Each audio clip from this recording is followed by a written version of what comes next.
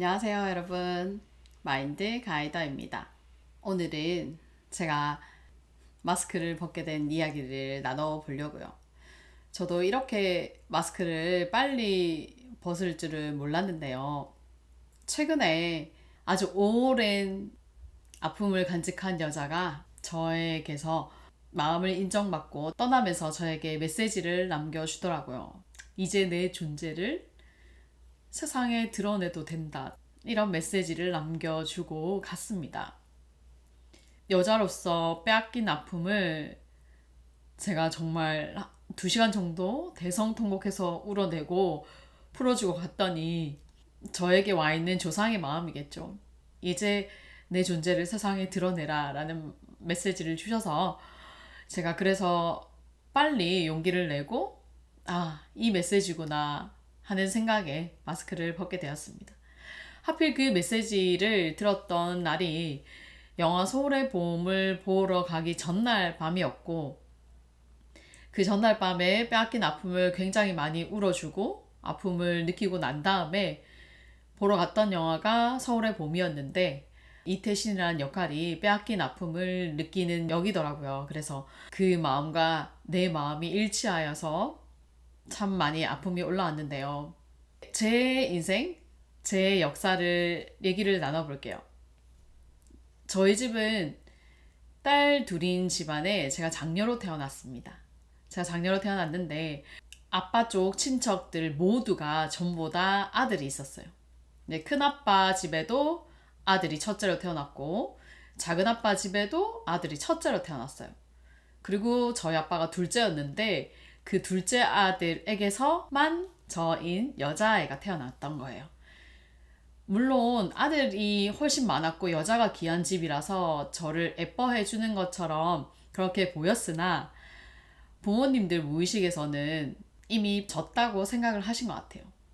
딸이라서 다들 아들이 있어서 어깨 쫙 펴고 힘주고 나는 아들은 그래도 낳았다 이런 심정으로 있었던 것 같은데 우리 집에는 딸만 둘이고 첫 딸이라서 저에게 네가 아들 역할 해야 된다, 아들로서 부모님을 잘 모셔야 된다 이런 얘기 했었고, 저희 외할아버지도 저만 보면 너한테 엄마 잘 맡긴다 라고 그런 말씀을 하셨어요. 제가 굉장히 어렸을 적인데도. 그래서 저는 의문의 일패를 안고 여자이기 때문에, 남자이지 않고 여자이기 때문에 의문의 일패를 안고 시작한 인생이었죠. 아주 여성스러운 마인드와 연약한 마음을 지니고 태어났지만 남자로서 보이기 위해서 엄마를 지켜야 돼, 아빠를 지켜야 돼 이런 심정으로 가정을 내 어깨 위에 두고 그렇게 책임져야 한다는 마인드, 케이 장녀 마인드로 오랫동안 살아왔는데요. 그러다 보니까 저는 이런 생각을 했었어요. 결혼도 하지 말고 그냥 남자처럼 살아야 되나? 여자가 결혼을 하면 엄마 아빠를 책임질 수 없으니까 그냥 결혼하지 말고 혼자 살까? 이런 생각도 했었고, 또는 중학생쯤 되었을 때 굉장히 머리를 쇼커트로 남자처럼 이렇게 쇼커트를 쳐서 남자 농구화 같은 발목이 높은 신발을 신고 다니면서 마치 내가 남자인 것처럼 행세를 하고 여중 여고에서 남자처럼 인기가 많았던 적도 있었어요. 여자 후배들한테 선물도 많이 받고 그랬는데, 그렇게 제 인생을 되돌아보니까 제가 남존여비가 아주 많이 있더라고요.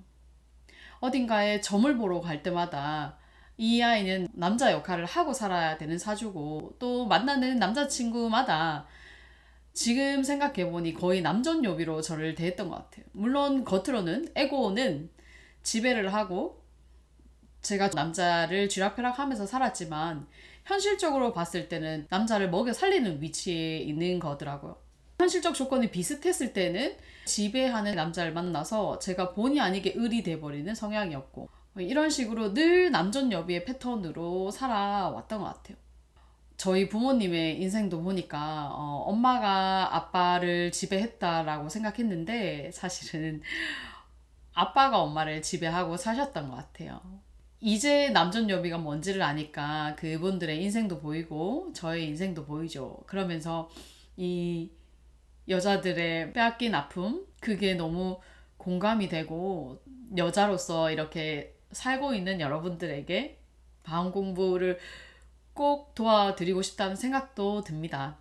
제 무의식에는 21세기를 사는 여자인데 무의식은 19세기에 집착하는 마음이 있었어요.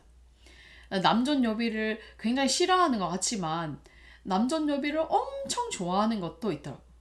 남존여비를 불호하면 또 남존여비를 호하는 것도 있는 거예요. 호불호가 함께 있는 거예요. 그래서 남존여비에 집착하는 것도 있었고 남존여비에 엄청 거부하는 것도 있었고 이렇게 극단적으로 에너지가 벌어져 있으니까 저는 남존여비 때문에 강박증이 왔었어요. 제 강박의 원인은 남존여비였었습니다. 여러분, 강박증의 원인이 남존여비일 것이라고 생각해 보신 적 있나요? 저 이거를 알고 너무나 웃겼는데 어떻게 강박증의 원인이 남존여비였을까? 그만큼 제가 남존여비를 거부하기도 하고 또 저도 몰랐는데 남존여비를 엄청 이용하고 좋아하기도 하더라고요. 그래서 같은 여자들끼리 있을 때는 은근히 남성성을 쓰면서 여자들 위에 있으려고 여자라서 무시당할까봐 두려울 때는 남성적인 목소리를 쓰거나 이렇게 남성적인 멘트를 쓰기도 하고 또 남자들 사이에 있을 때는 굉장히 이 여성적인 아름다움을 막 부각하면서 사랑받고 싶어하는 뉘앙스를 많이 풍겼었죠. 남존여비를 싫어하면서도 남자에게 사랑받고 싶어하는 그 여자에 집착하는 그 상태로 살았던 거예요. 남자를 막 지배하려 하면서도 사랑은 또 남자에게 굉장히 받고 싶은 거죠. 모순적인 삶이에요. 남자를 내가 지배를 해야 되고 지배하는 이 남자가 또 나를 사랑을 해줘야 되는 이런 마음들이 웃기지 않나요, 여러분? 그런데 그런 마음이 있었습니다. 남존여비 빙의가 완전히 사라지고 난 다음에 너무 웃긴 거예요. 이 21세기를 살면서 저는 19세기 무의식으로 살았던 거예요. 19세기 조선시대 여자 마인드로 이거를 살았던 거예요.